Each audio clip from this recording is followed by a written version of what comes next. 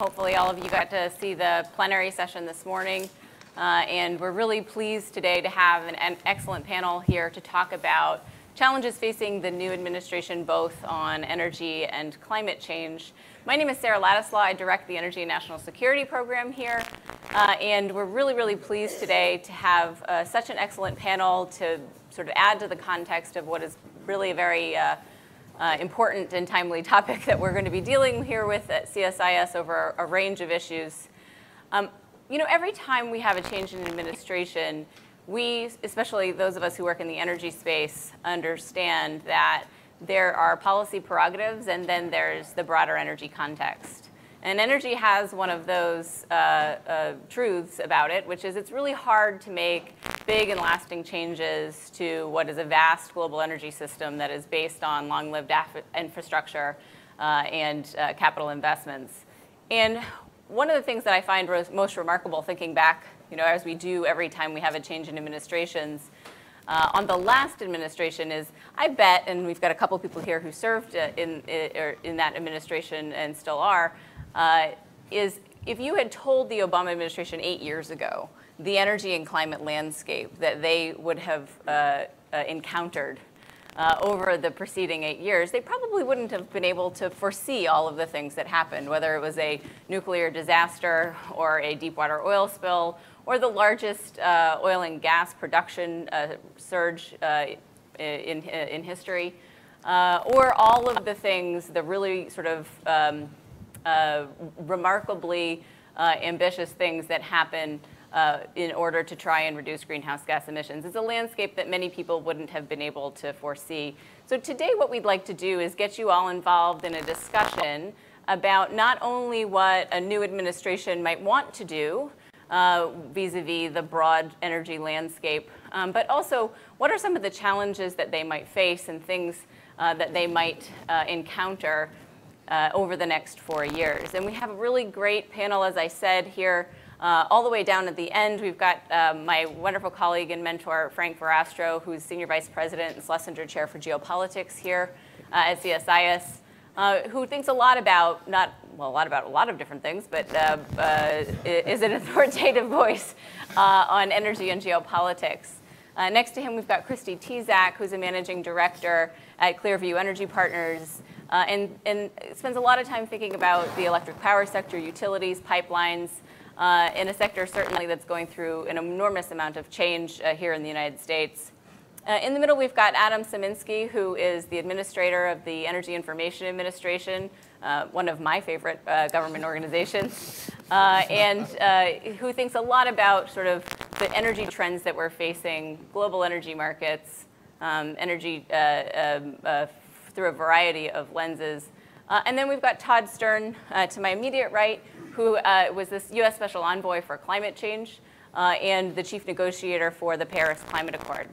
So we don't have a huge amount of time to go over all of the things that will likely face a new administration. And so what we thought we would do is get you guys involved early as a way of teeing up a conversation about what we think is going to be out there for the administration to deal with. So you all have clickers on your seats.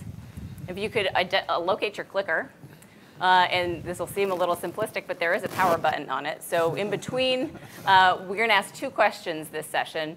And in between, your clicker will shut itself off. So if you feel like it's not lit up and responding to your answers, please just press the power button here on the orange so that you can answer.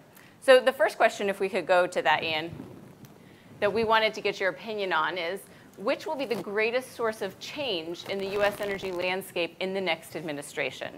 And this can be how you interpret it, right? It's either change that you think will be precipitated by the administration, but more often, what is the kind of change that they're going to have to deal with from the external context? So if you want, you can vote, when I say go, you can vote A, the oil and gas sector, B, geopolitics and foreign policy, C, climate change policies, D, electric power sector, or E, the transportation sector. Arguably, lots of change going on in all of those sectors. We want to know which one you think is the most important. So please vote now.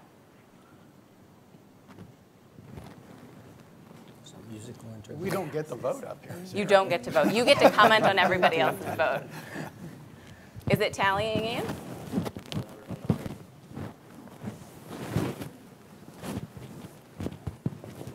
Is it supposed to be showing up? We have to push the power button on. Yep. Yes. There you go.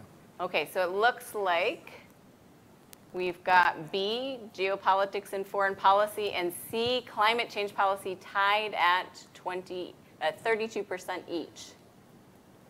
Okay, well, so because B and C got the most votes, you have just selected who gets to talk first. So we're going to go with Todd and then Ryan.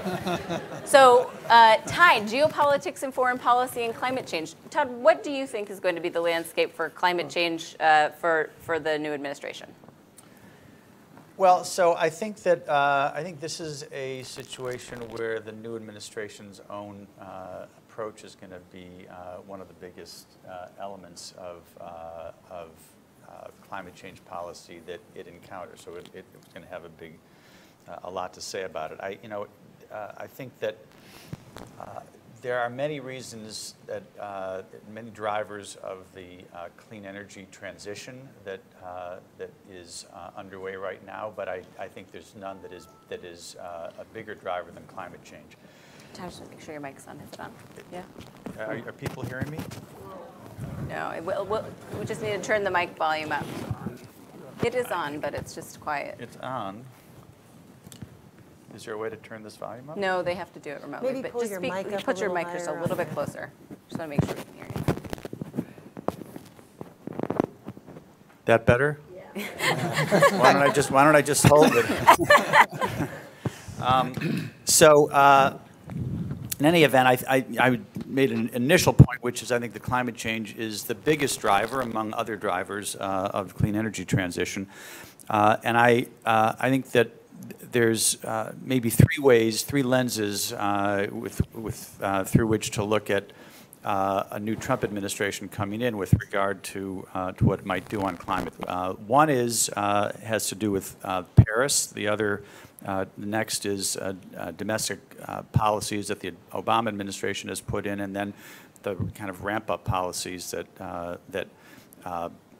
certainly by my calculation ought to follow. With respect to Paris, despite the fact that as a candidate, Mr. Trump talked about canceling the Paris Agreement. That's not anything that he's capable of doing. The Paris Agreement is going to go on, and I don't see any basis for thinking that other countries are going to pull back from Paris, that Paris is going to unravel or anything along those lines. I've been asked that question a lot of times. I don't think so. I think there's a tremendous amount of buy-in all around the world. This agreement met with huge acclaim when it was negotiated, and I think countries around the world of all sizes and shapes take climate change seriously, know that we need an agreement. If we were to scrap this agreement, we would just end up having to do it all over again. So I don't think that that's going to happen. In addition, as a formal matter, the U.S. can't withdraw from the agreement essentially for 4 years. After 3 years, the U.S. can articulate its desire to do that, and then they have to wait a year. That 4-year period, by the way, is a result of our having the world having brought the climate agreement into force this year. If it weren't into force, the U.S. could pull out right away, but that's not the case. At the same time, the U.S. can de facto walk away. The U.S. could decide to turn its back on the Paris Agreement. I think as a matter of overall foreign policy and national security policy, that would be a really unwise thing to do, because it would create a tremendous amount of collateral damage. It would be essentially to shoot yourself in the foot with respect to all the other significant equities that the administration is going to have on foreign policy. We saw a sort of smaller-sized version of this in a sense when President Bush pulled out of Kyoto, and Kyoto was a very flawed agreement. I mean, Kyoto was not nearly didn't have nearly the kind of importance that Paris has. So I think that when President Bush did that, it sent a signal set a narrative of a kind of U.S. unilateral foreign policy, which wasn't helpful. So I think you would have much worse than that here. But with respect to climate change, if the U.S. were to walk away, again, Paris would go on, but it would not go on as effectively as if the U.S. is in the game with respect to various follow-up guidelines and things like that that need to be done with respect to Paris. Moving past Paris itself, I think that it's pretty clear that the Trump administration has no love lost for the Clean Power Plan, so there would be I think there will be an effort to get to get rid of that. That's not so easy to do, but it's certainly possible. There is the Supreme Court back in 2007 essentially mandated the EPA to regulate climate change insofar as it determined climate change, CO2, to be an endangerment, which the EPA did. So if this form of the EPA's action is deemed to not work, there's going to need to be some other form of action per the Supreme Court decision in 2007. There are other important policies such as the regulation of the vehicle sector that will also be in play. If the administration takes a view on climate, that climate's not real or it's not important, then you could expect that all of those things will be followed through on much less than they would otherwise. There are some other EPA actions, such as methane regulation, that they might be able to roll back. So all of those things are it's a question. We don't, I mean, despite what Mr. Trump said during the campaign, we don't actually know what they plan to do going forward. Over and above the existing policies, there's a whole set of ramp-up policies and actions that need to happen in order to really drive action at the level that is both embedded in the Paris Agreement in terms of the goals there, and that, frankly, is necessary for reasons of national security and economics and protection of welfare for the public. So. We will. I would guess that the aggressive ramping up policies, again, we will not see very much of, assuming that the administration is anywhere along the lines of what they've said so far. But again, that will be a big loss if they go in that direction. So, it's really remarkable how much climate change actually has to do with foreign policy. 8 years hence from the beginning of the Obama administration, we've heard so much from people around the world thinking about how climate change factors into their relationship with the United States, and I certainly think that makes it an important point. It also segues over to the geopolitics point, Frank, which maybe you want to talk a little bit about. What are some of the geopolitical winds heading towards this administration, and which ones matter for energy? So you all heard the morning session with Mac Thornberry and Leanne Panetta. When you start taking the defense piece and the foreign policy piece, so I think, number one, people matter. So until a team's put in place, it's going to be difficult to ascertain how things change. Budget restrictions will also play into that. But from the energy space, I want to go back to Todd's point on climate, and it won't happen necessarily in the next 4 years. But if you look out at the changes we saw with Syrian refugees, that the developed world wasn't particularly suited or capable to take care of refugees transiting borders. And if we get into a climate situation in a part of the world, sub-Saharan Africa, Middle East, where you've got strains on the capability of these nations, what posture does it put the U.S. military, and the rest of the world in? So we had a fire drill on it. Don't think we did really well on that.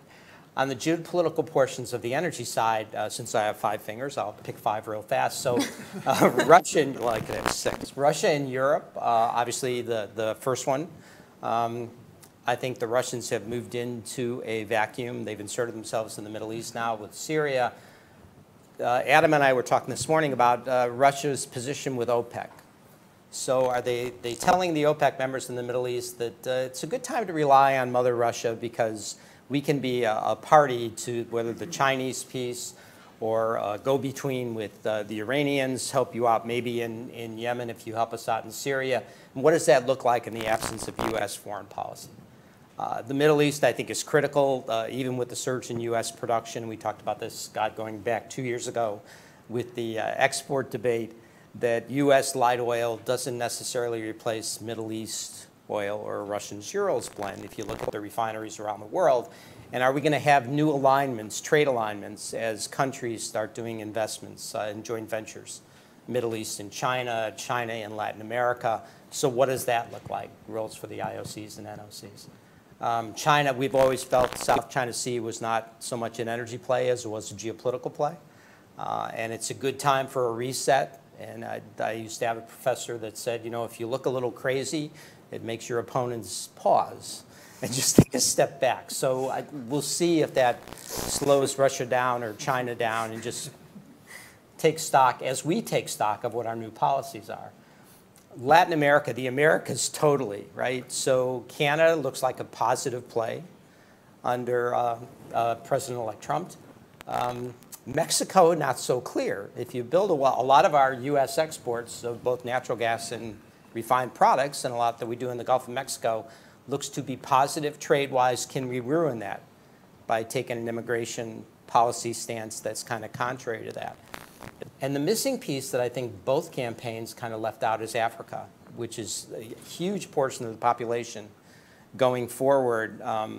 In January, I think we're going to try to run kind of clean energy, light up Africa, just to put a little focus on it because we haven't spent a lot of time with it. But there's a lot of new plays with new countries, whether it's Mozambique, looking at gas plays, and how do they get into the market, and what does that look like? And what is their choice of fuel? Is it coal? Is it gas?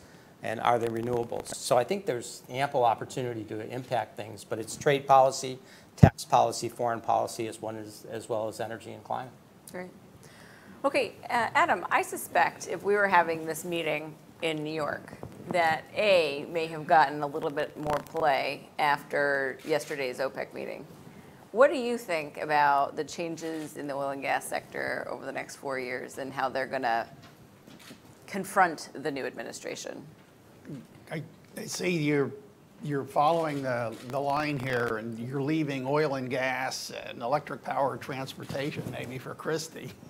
First, I want to start off with a numerical observation as the administrator at a statistical agency. Oh, jeez. I counted 67 people in the room, but only 62 votes. I want to know who the 5 of you were that didn't vote. Did you Secondly, The votes were stolen. You're not going to get an answer to that one. Secondly, you know, as following on Frank's very famous introduction of me some 4 years ago, where he said that, you know, we enjoy having Adam at CSIS, and he's only one policy remark away from coming back to be an advisor at CSIS. I think I'll skip policy Please. observations and prescriptions, but let me just mention that in the oil and gas sector area, which you asked about, that there are a number of things that could be very different that would make a substantial difference to how the energy future looks. Keystone Pipeline is a very good example to start with. Permitting.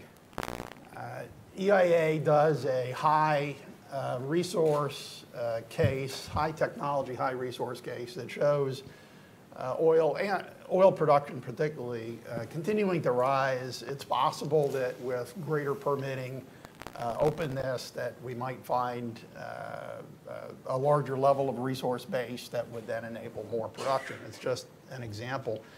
In the geopolitics area, Frank mentioned Mexico, Iran and China. I mean, I think that the relationship between the U.S. and Iran could be a very important thing in the outlook in the energy markets. In electric power, Todd mentioned a clean power plan. One thing to keep in mind, because I hear a lot of people saying that, well, the clean power plan isn't the only thing that's going on, and that coal production was losing market share because of the abundance of natural gas that we've been finding in the United States, and that could certainly continue even without a clean power plan.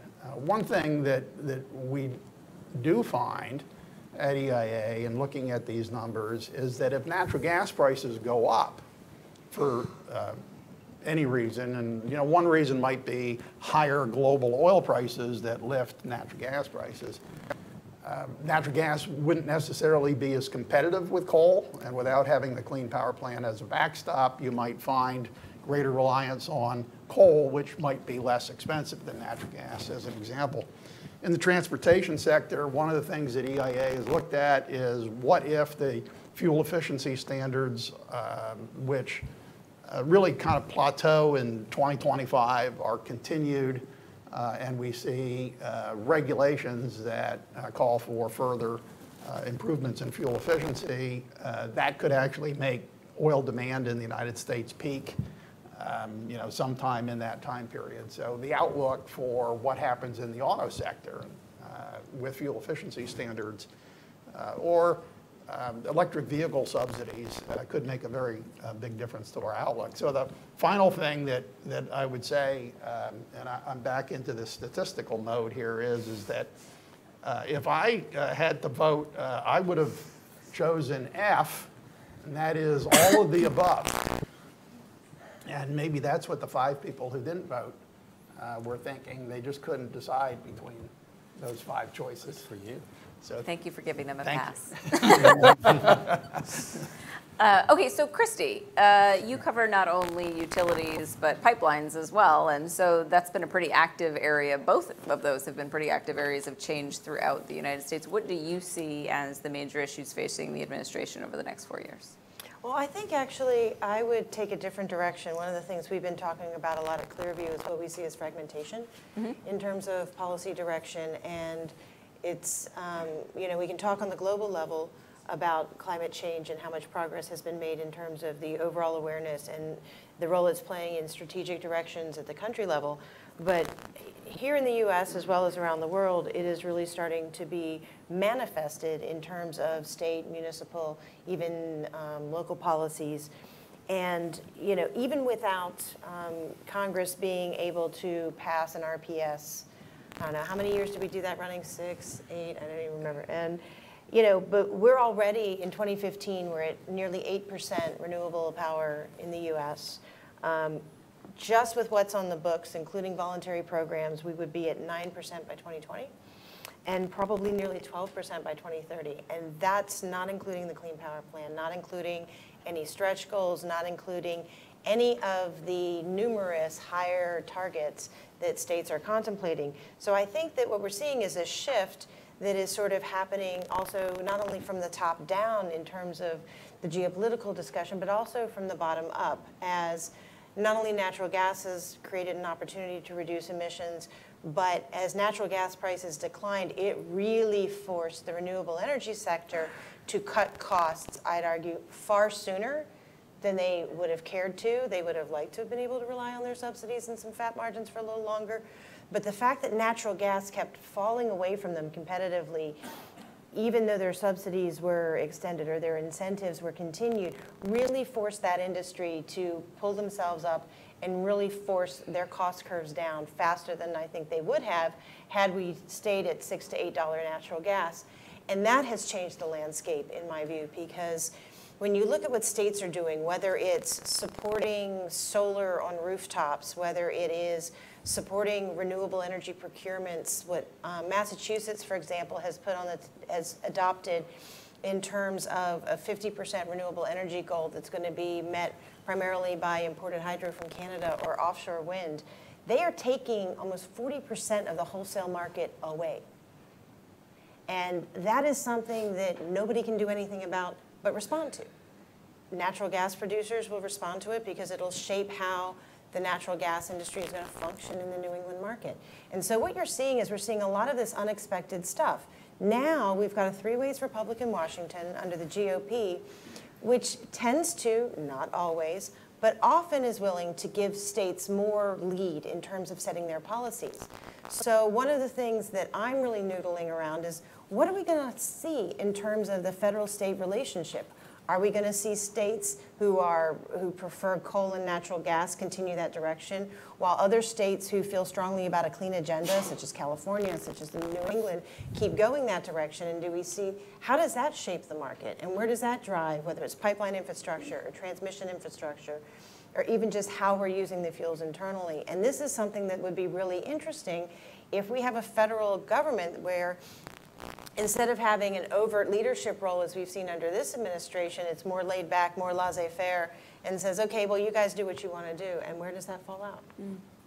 So one question I just want to ask all of you before we go to the second question, which is more about where we think the administration can achieve the most change in the energy sector, is a lot of times I don't know if you guys have had the same experience, but there's a lot of discussion about how much change is actually possible through policy levers these days. And one of the things we're, spend a lot of time thinking about and talk about all the time is the fact that we seem to be in a low growth environment. And that low growth environment really colors and impacts how much energy you're going to need, how much infrastructure you're going to need, how your climate policies, actually come into play, right? So if you don't need to build a lot of new infrastructure or new power generation or whatever the case might be, you're also harder to replace, fossil with renewables and those sorts of things. I mean, how do you all think that the growth environment, GDP growth rates, energy consumption, higher efficiency, those sorts of things shape what is actually possible for not only the energy sector in the United States, but other economies like China and India, whose growth really were driving and shaping global markets going forward? And any of you can take a first shot at that. You want to start? Sure. One of the things that in publishing our long-term forecasts, like the Annual Energy Outlook for the United States or the International Energy Outlook, EIA has to make some assumptions about economic activity. And in the International Energy Outlook that we just published recently, we have global economic growth over the next 25 years at about 3.3% per year. That's slower than what it has been recently. Our numbers are pretty much in line, not too far away. For the world in general, they're similar to the World Energy Outlook from the International Energy Agency. But for the United States, it's a bit different. The IEA WEO has about 2% growth for the United States. EIA has been assuming about 2.4% growth.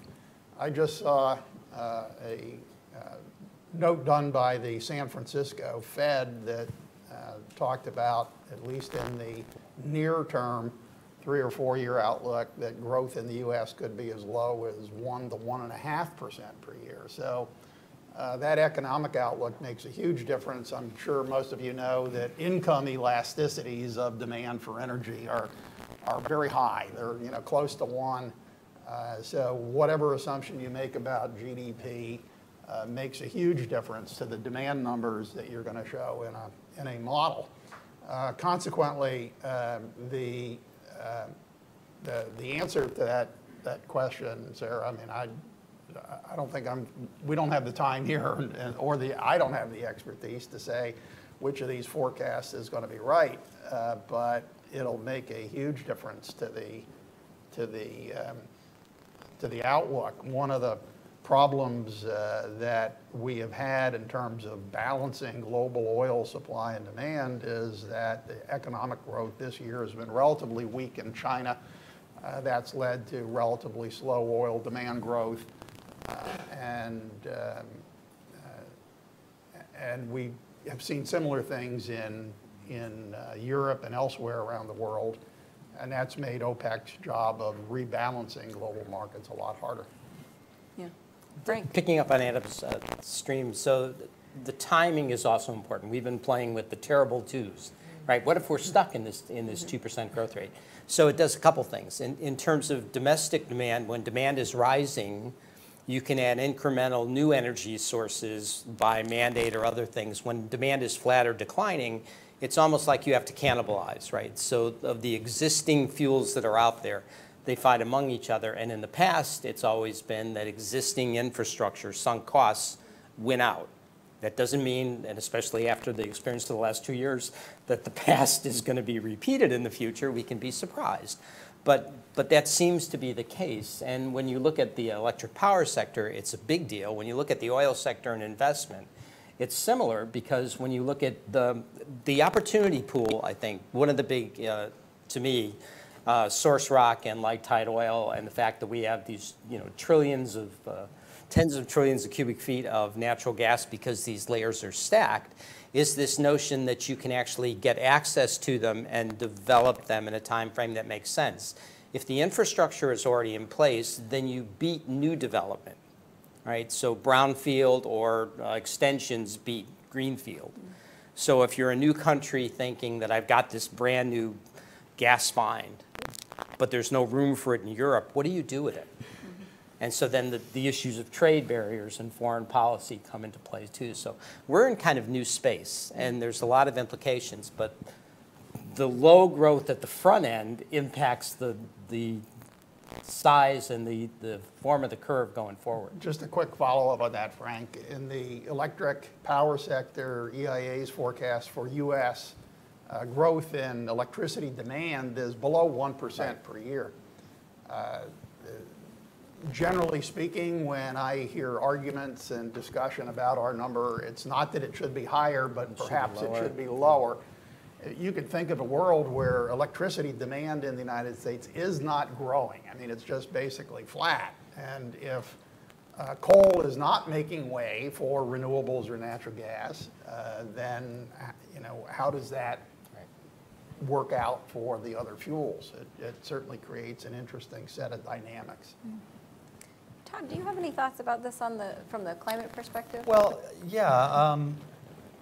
I think all of this assumes, just sort of pick up what Adam was just saying, if you don't have policy that is trying to drive in a particular direction away from coal toward renewables and that sort of thing, then the possibility of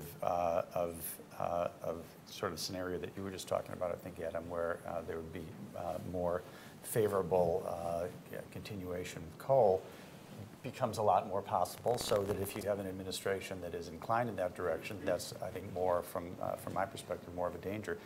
I think the other kind of broad comment I would make is that that there's a kind of a wild card out there, which doesn't necessarily impact what's going to happen over the course of the next few years, but the projections for how serious the damage is and how serious the impacts are of climate change, are quite serious and quite scary. And I'm not talking about projections coming from Greenpeace, but the sorts of things that the Pentagon and the intelligence community and others have been quite focused on. And so the notion, just sort of to pick up on some numbers that Christi mentioned, if you look at the 2050 strategy that the administration, this administration, Obama currently put out, responding to a call for doing that in the Paris Agreement. The U.S. sort of has led the way, I think, the first country to do that. In order to get to the kinds of reductions that people think we need in order to avoid really very serious danger and disruption, you're talking about, by 2050, an electricity system that would be 55% renewable, 17% nuclear, and then 20% fossil, where you capture the emissions. That's a scenario that's in the administration strategy. So whether this is going to impact heavily on energy production and use and so forth over the course of the next 3-4 years, I don't know. But to think about all of these things without thinking about the level of really global disruption that we're going to see if we continue on a business as usual, of course, I think is to miss the play that will will be visible over time. I just don't know how quickly it'll be visible. One of the interesting things is Christi's colleague and an associate in our program, Kevin Book, did a panel for Congressional Quarterly very soon after the election, and lots of people said, well, because the policy agenda might prefer something like nuclear, clearly we'll see a lot more nuclear built in this country. And you sort of say, well, why? Well, I mean, we don't need it. We're long electricity supply. We don't need those sorts of things. So in some ways, there is almost a mindset that climate policy was going to incentivize a lot of investment, and if you don't have those policies driving it, you don't necessarily have that investment taking place as quickly, especially in a low-growth environment. So it does sort of change the mindset a little bit. Okay, we need to move on to the second question. So if we could put that up on the screen. Oh, Christi, go ahead. Sorry. I'm working on my whole shy retiring thing here, and you're not supposed to laugh. I was just going to start with you next, but That's go ahead. Okay. I think one of the things I want to add, though, that I do think is really important, when you have an environment of oversupply, which demand doesn't alleviate, then it really changes who winds up being the winners. I mentioned a little bit earlier about how renewables may be better positioned going into this because they had to fight with the competitive prices of gas earlier and sooner. It's one of the things that existing nuclear plants are struggling with is actually not the persistence of coal as much as the fact that the renewables are actually chewing into their market share, particularly on a baseload basis. And so I think one of the things that we have to keep in mind in a low growth environment is that the normal assumptions we have in terms of how markets shake out and what should be there, if we don't have a climate attribute that's starting to filter into market pricing, then the straight out oversupply will do that for us. And at some point, we're going to see assets exit. And the question is what are they going to be? Will it continue to be coal, or will we lose coal and nuclear? And then what are the emissions implications there? Great. No, thank you. Thanks, Christi. Okay, so the second question, and please remember, turn your clicker back on, is which areas offer the greatest opportunity for the new administration to affect the U.S. energy sector? One of the best things about working here at CSIS is that no matter who the administration is, we get to offer bipartisan insights to that administration. So you guys get to help us play a role. There's a number of things that have been suggested as possible areas where the administration might be able to affect the energy sector. And the question is, which one might have the most impact? So on the regulatory agenda, on infrastructure, whether that's an infrastructure package or just streamlined permitting or whatever the case might be, on taxes, a grand tax package reform package, on innovation, which is something we haven't talked a huge amount about yet, and then foreign policy or trade. So if you go ahead and vote, we'll see what the answers are. And then, Christi, I was going to go back to you first for what you think about the answer. So we seem to be looking at 40-ish% for regulation. All right. So 40% for regulation, then we've got, thank you for organizing them so nicely in declining order, infrastructure, then taxes, then innovation, then foreign policy. So what do you think, Christi?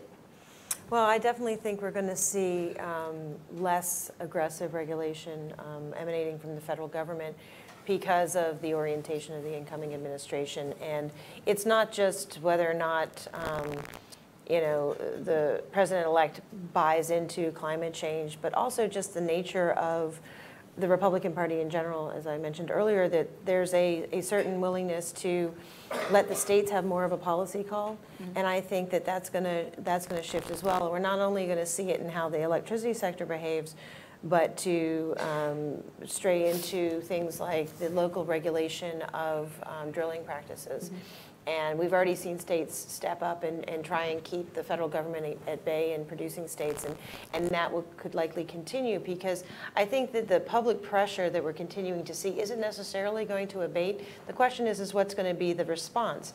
Under the current administration, it's been a very robust federal response to those public concerns, and I think that we might see the locus shift into a state response and how the states are going to choose to direct that, whether it's something like we saw in California, which was an explicit preference not to source power generation from coal plants even beyond the state's borders, to whether you're going to see a preference for transitioning to natural gas in certain parts of the country, like say the Southeast, where we're seeing a lot of pipeline infrastructure expansion.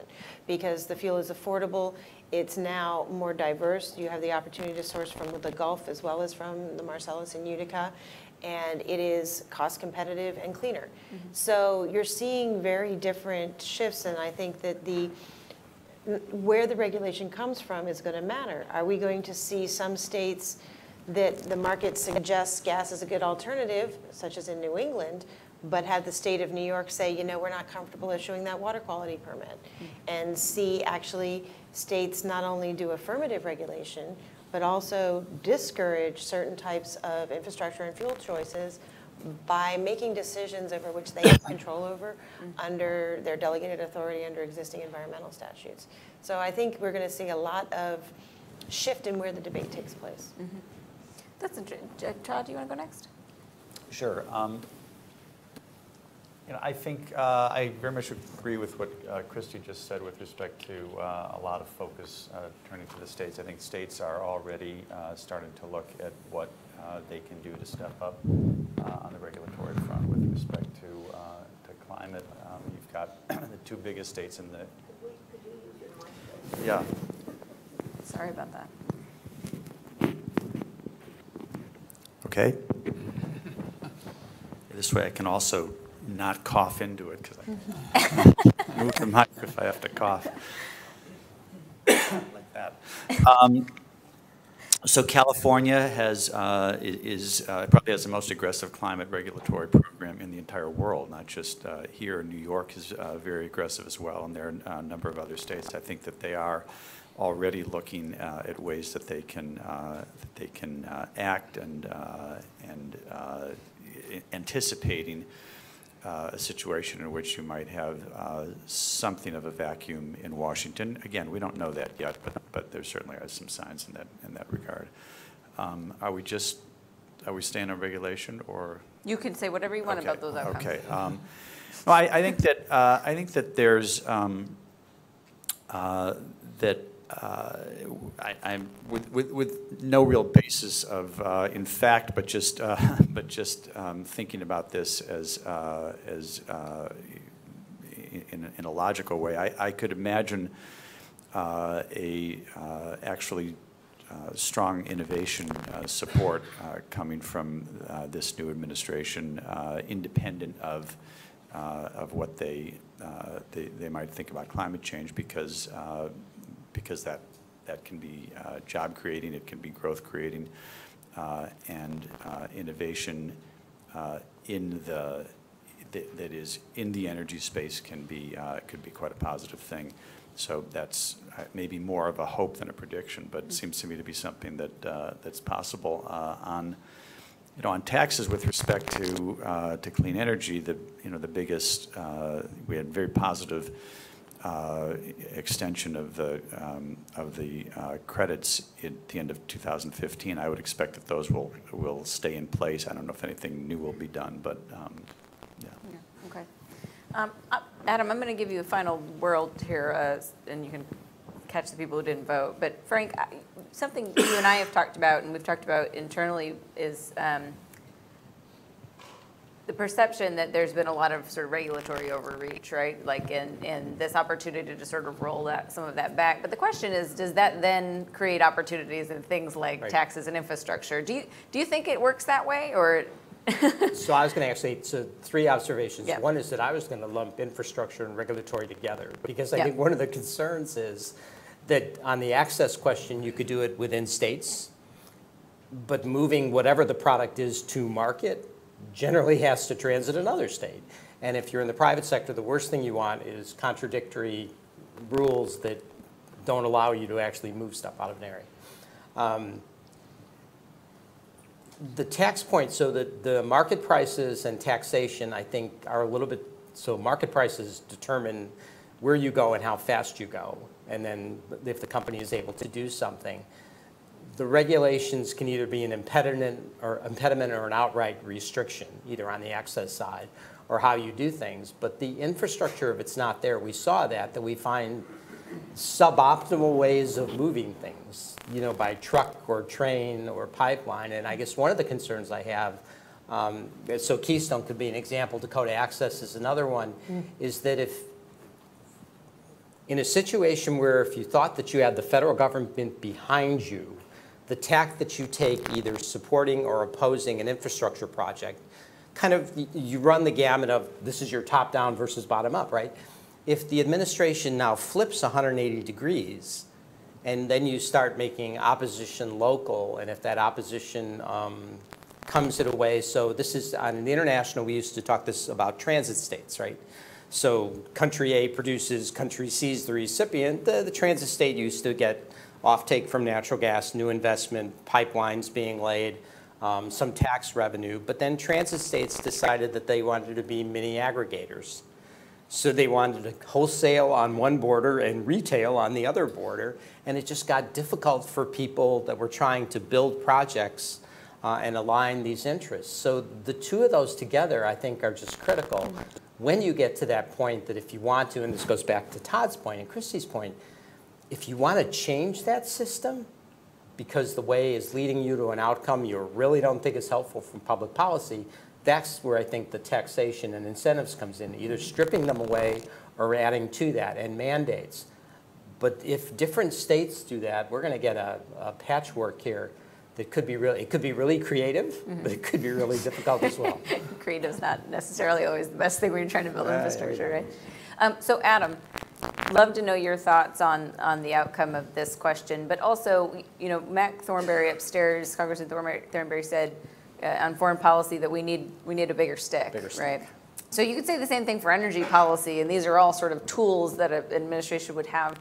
I'd love to know, in the context of your overarching thoughts, what could potentially be the most impactful thing that the new administration could do to change the energy, you know, landscape in the U.S.?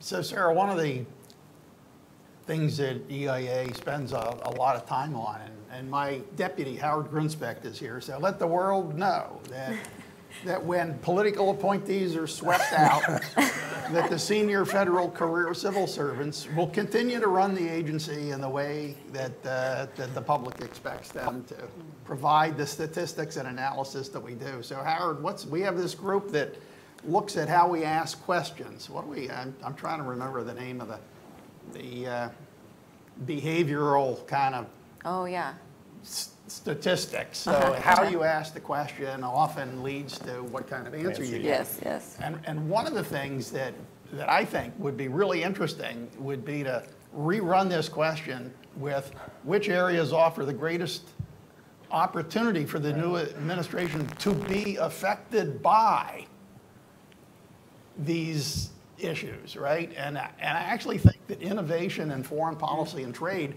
would then be at the top. Right, so in other words, yes, the administration might affect regulation and infrastructure more than other things, but what's going to happen to them that they might not be expecting could be in the innovation and the foreign policy and trade area. So let me just make a couple of quick comments. On innovation, I actually found an EIA report from 10 years ago in November. So November of 2006 that said, could there be billions of barrels in the Bakken? And the answer was yes, that there actually could be. It was one of the first hints that hydraulic fracturing and the innovation that's taking place in production of oil and gas in the United States might be truly, truly meaningful. I think it's really hard to gauge what the next big innovation is going to be, but could it be in battery technology? Could it be in small modular nuclear reactors? One of the things that the new Secretary of Energy, whoever he or she might be, will be running is the federal lab systems and a lot of the private government partnerships that are looking at innovative ways of dealing with energy and climate policies. What if we actually were able to sequester carbon dioxide? It would make a huge difference. So that innovation part, I think, is something that I find really, really hard to deal with, right? You know that something is probably going to come up. It always seems to be the thing that surprises you, along with geopolitical events. And so let me just say that on the foreign policy and trade area, that the possibilities for problems even on the oil supply chain, a country like Venezuela, which is in deep, deep economic, social, and political trouble, still exporting 2 million barrels a day of oil into the global markets. There's not a lot of spare capacity out there in the world, and so events in foreign policy and trade can still make a huge difference in the energy sector. Okay, so one final quick question, then we're going to go to the audience to take some questions from them. Which of these areas, or more generally, do you think that there is potential for bipartisan compromise on energy and climate issues for the next administration? So, anybody? Christi maybe will answer it. The middle one, taxes. Taxes. We just heard that this morning. There's a tax reform effort underway in the Congress now, doing something on taxes in a bipartisan way. Do you think our 1992 might report actually on give carbon me a taxes might finally mean something? BTU tax. I don't know if it's going to be a carbon tax. Maybe it would be. It's like, it might be a way to do it. Well, but infrastructure jobs bill can play that way as well, right? Yeah. Right. Or it winds up being the sweetener on the tax reform. Well, there you go. But certainly an ambitious agenda is being laid out for a three-ways Republican Congress, although a 51 to 52 vote margin for the Republicans in the Senate is certainly no layup. So it will necessitate some sort of bipartisanship with the remaining number of moderates in the Senate, which I think is comfortably below 10. And I think that, that's certainly an area where there is a question of opportunity. And one of the things that I think some elements of the energy sector have suggested, given concerns about the reach of regulation and Congress's inability to legislate productively, we're seeing more and more discussion of a carbon tax. And is that just the way to skin the cat and not worry about what the content or the structure of a particular regulatory program is, but put the environmental attribute that people care about into the market with some sort of price quantification around it? Now, there are valid concerns, particularly from the environmental side, that this sort of thing would come out with a price that is too low, that won't reach the objectives that a much more aggressive mandate would achieve. But the question is do you have this opportunity of, if tax reform, if we're going to preserve a certain level of entitlements, we need to plug the gap with a lot of money. Does a carbon tax fill that role?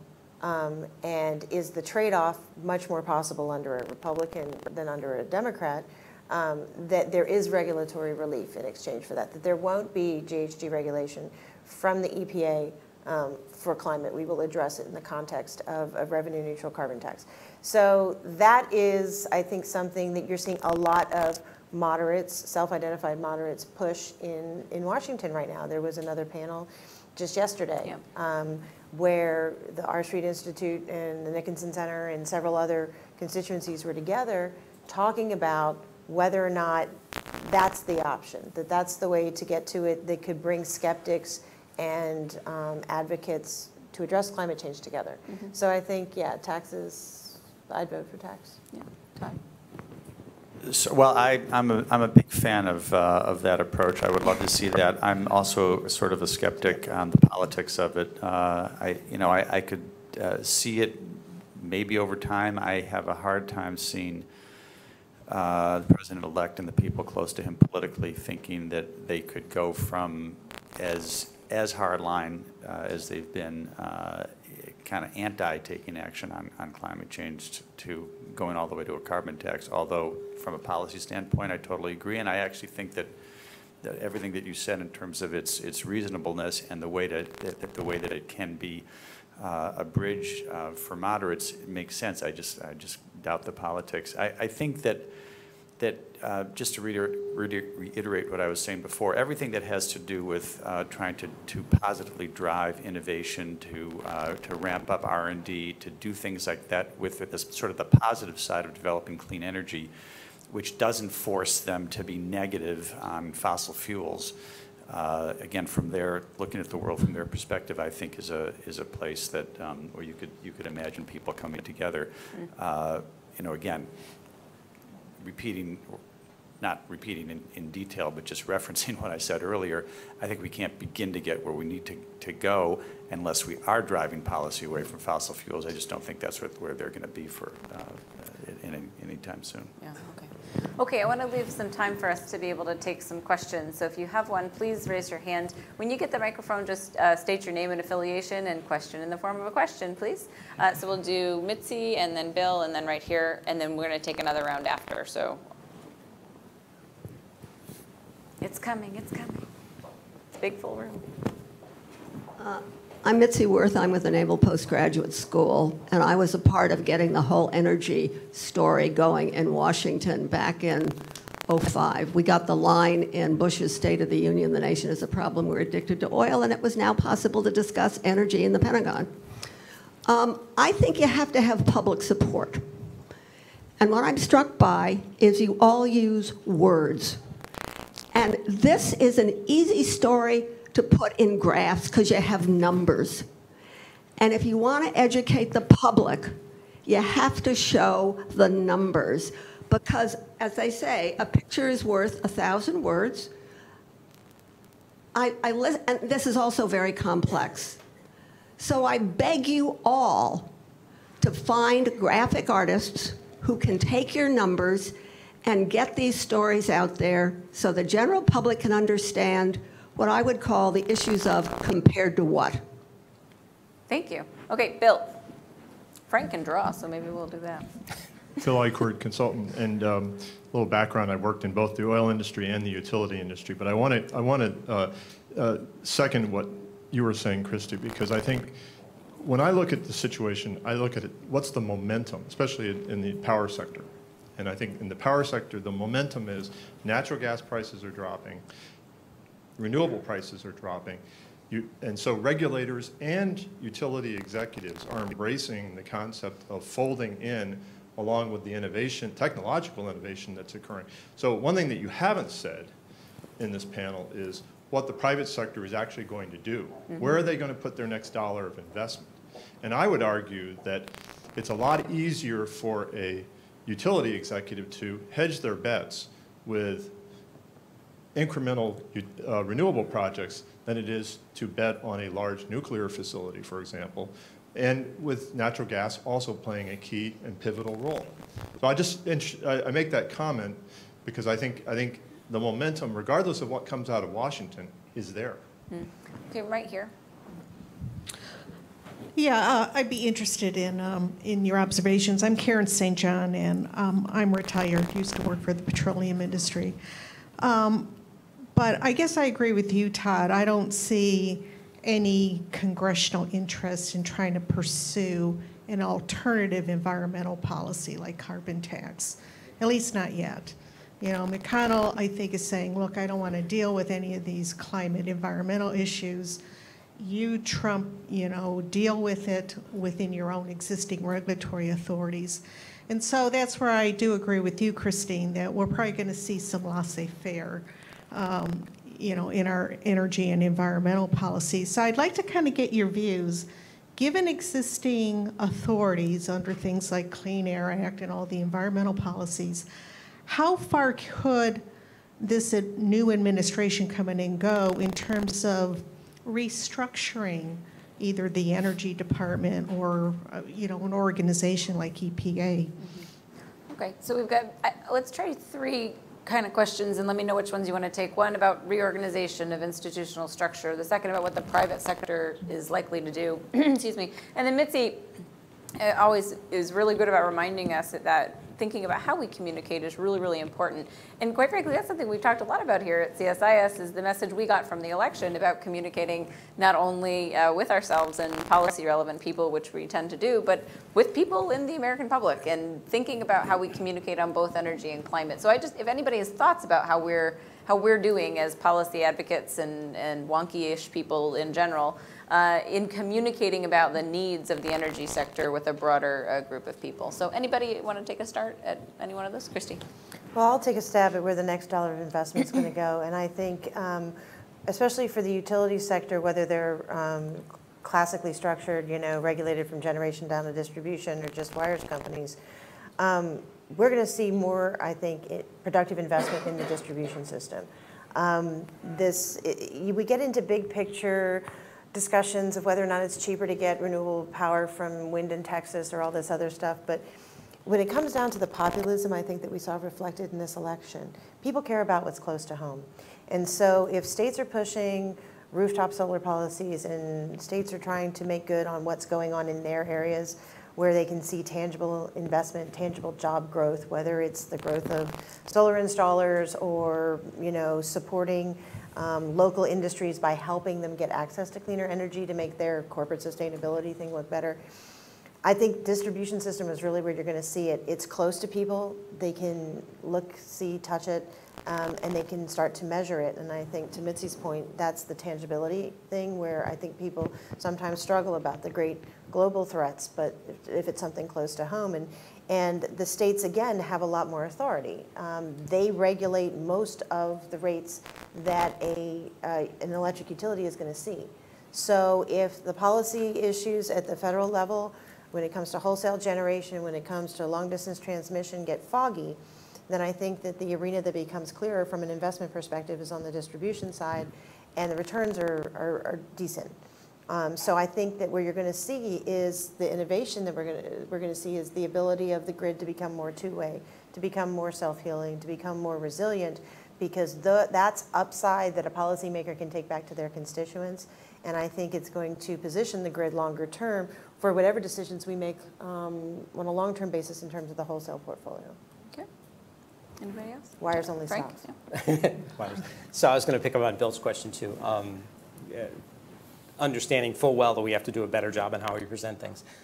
The investment cycle at this point, we had Ernie Moniz here 3 weeks ago. Ernie was talking about in the next 5 years, the decisions that we have to make on nuclear, right? So if we're not going to renew the life cycle of these nuclear plants, and all of a sudden because you're not going to build a new one giving the competition, but no growth in demand and the competition from renewables and natural gas, those are kind of easy decisions.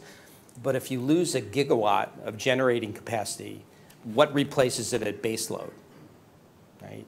And so if you take the short-term view of what's less risky for you as a company making an investment, then you have to match it to what your longer-term goals are and how that provides the flexibility to change it there.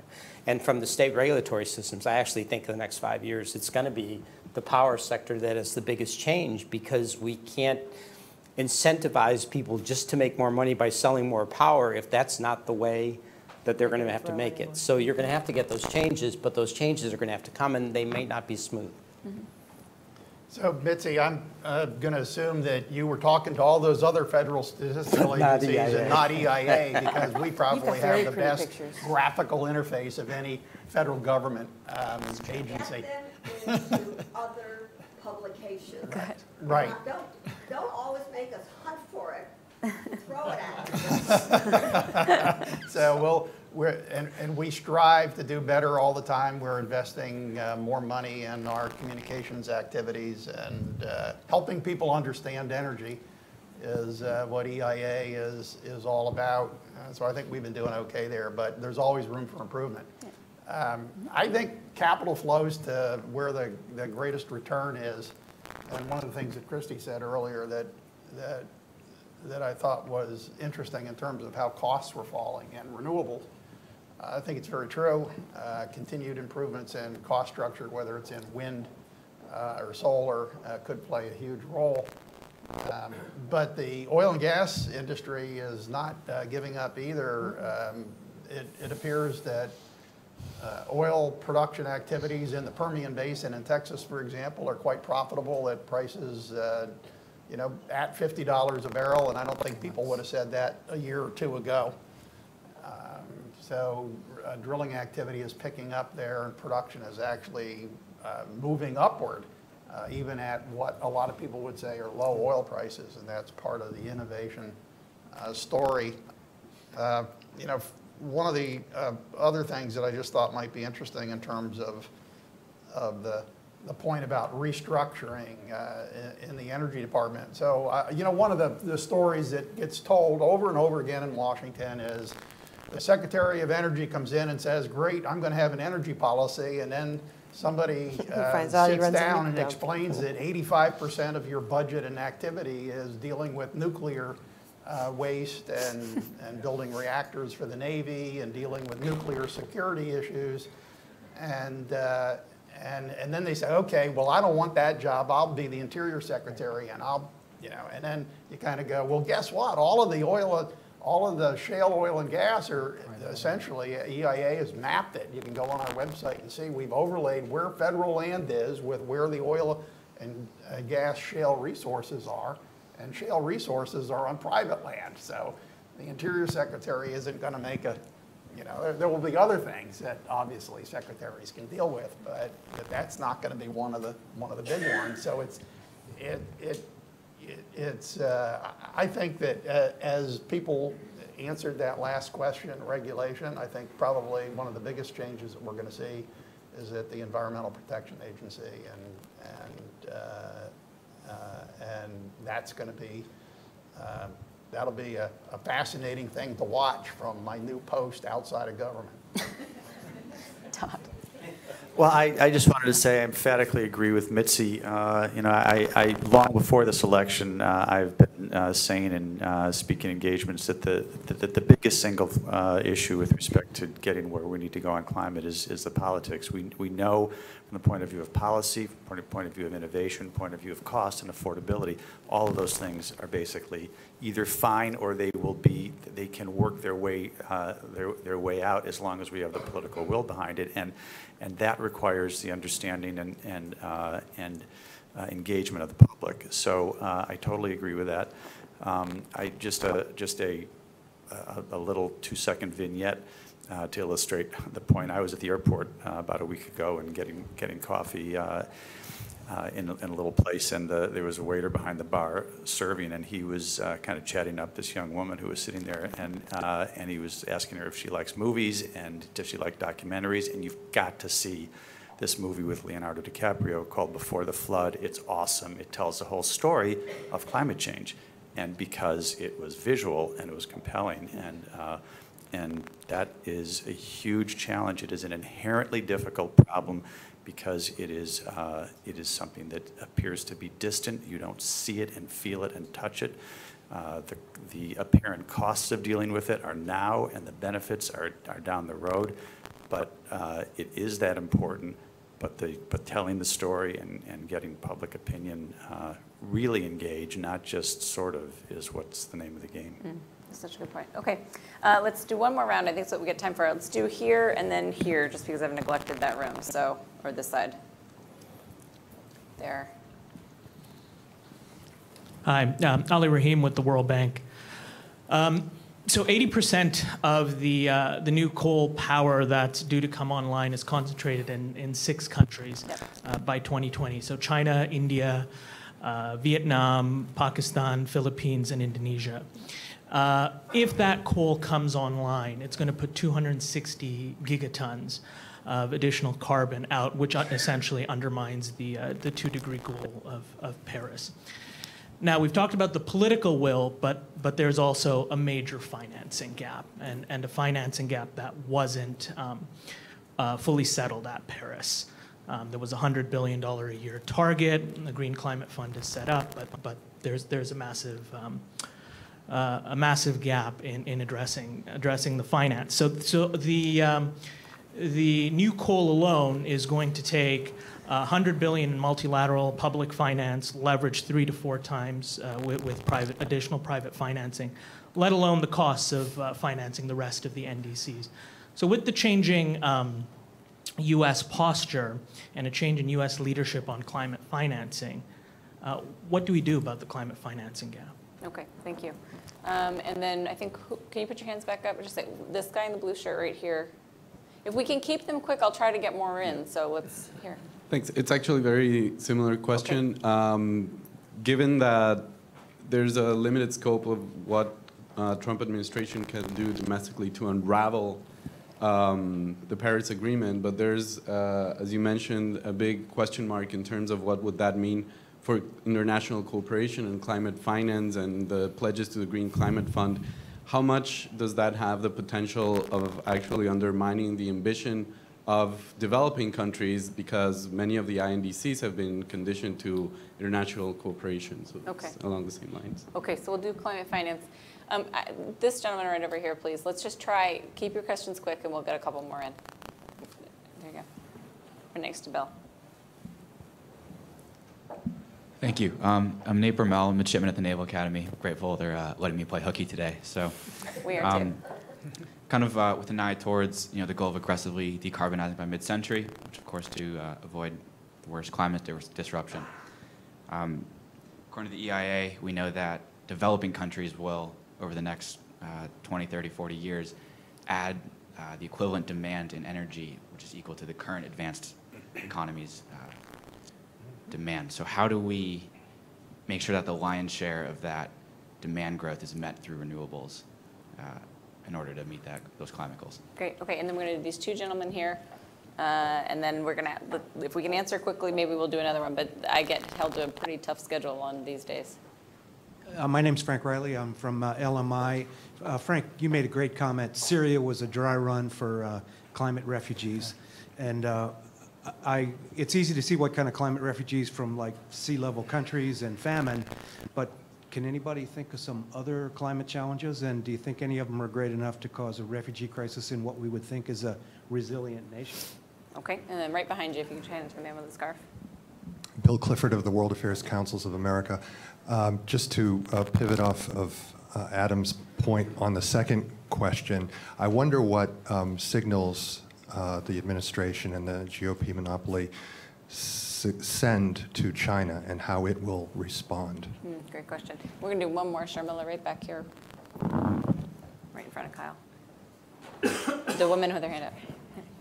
Hi, Emily Meredith with Energy Intelligence, and we've heard some talk about, maybe repealing regulations that are related to climate change are too difficult, and so you would just have a Trump administration not enforce the existing ones. And I wonder if you all could talk a little bit about how you would expect companies to behave under that scenario if regulations remain on the books. Okay. Hey, Todd, do you want to lead us off on some of the finance questions in particular? And we only have a few minutes, so let's try and... Yeah, so short questions that require long answers, but I'll try not to I know. It is the nature of the business. I'll try not to do long, to you can come back provide to long a answers.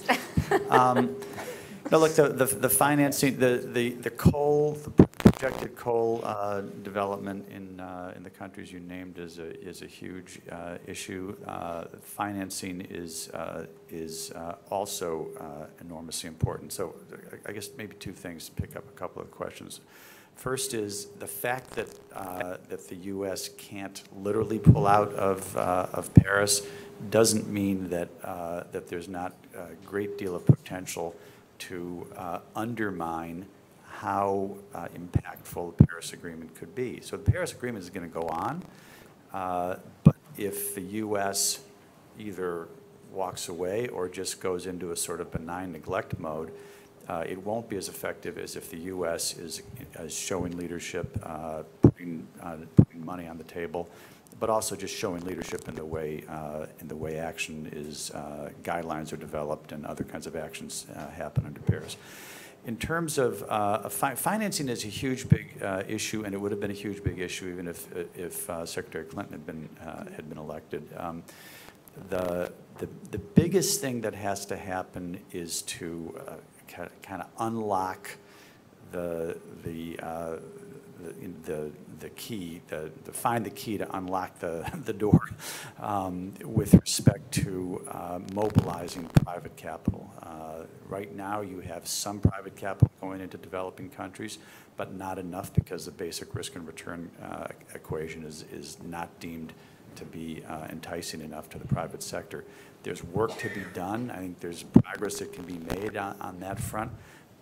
I don't know whether this administration will be interested in doing that or not. You could argue that it would be a good thing to do from a private sector and development standpoint, but the big dollars, you could get, you can crank up a little bit the amount of public money that's available, maybe, but the huge big pools of capital and motivated pools of capital even that are out there is where you have a real opportunity to drive the kind of development of cleaner energy that we need.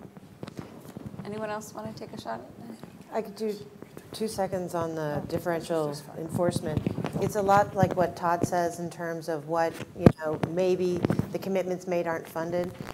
It's not so much that discretionary enforcement means that people will break the law, but perhaps a state implementation plan which would not have been endorsed by an Obama administration or a Clinton administration might be acceptable to a Trump administration, and that would create an environment where you would get a lower result, an imperfect result relative to perhaps the ambition of the program, but would also give industry some protection. If you had an EPA that said, that's good enough, then it would be very hard for someone who opposed that to say in court that it wasn't good enough. So I think that that's how you would look for it in terms of form, and I think that applies to Paris and a lot of other things. Sure.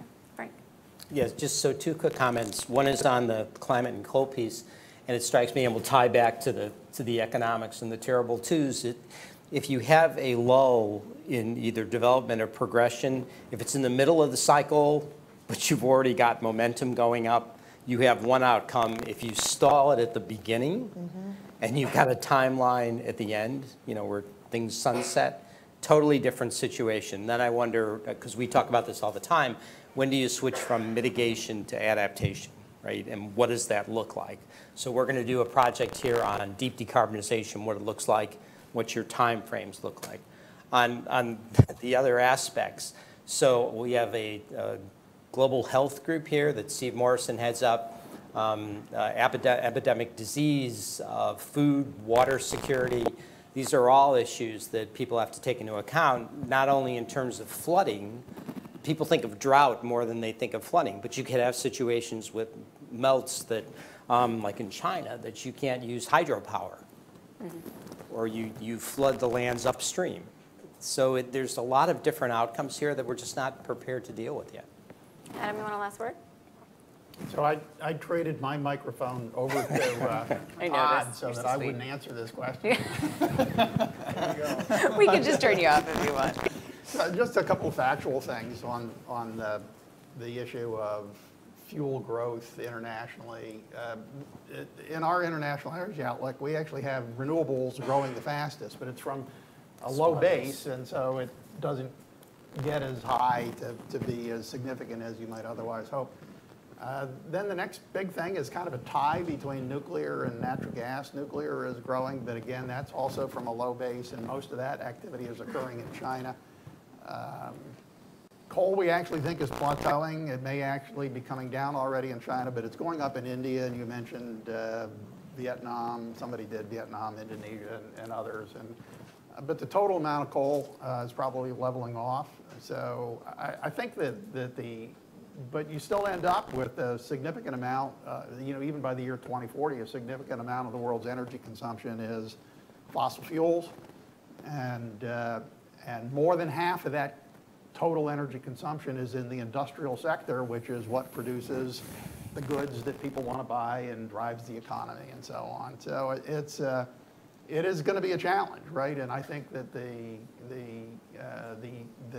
things that would change that the most would be innovation, which we were talking about earlier, Probably driven by, I'm going to guess by a combination of some of the things that are happening in government, governments around the world, but private sector as well, obviously. And private sector has tremendous incentives to do that. And then the other one would be regulation. And we may still find that there's a role for regulation that bipartisan groups can agree is a responsible way to move. Mm-hmm, mm-hmm. Well, it's a great note to end on. We're going to be talking about this stuff literally all year, so we hope you'll come back. Please, thank you guys very much for sharing your wisdom with us. We hope you'll come back again. Please join me in thanking Adam. I'm so sorry, buddy.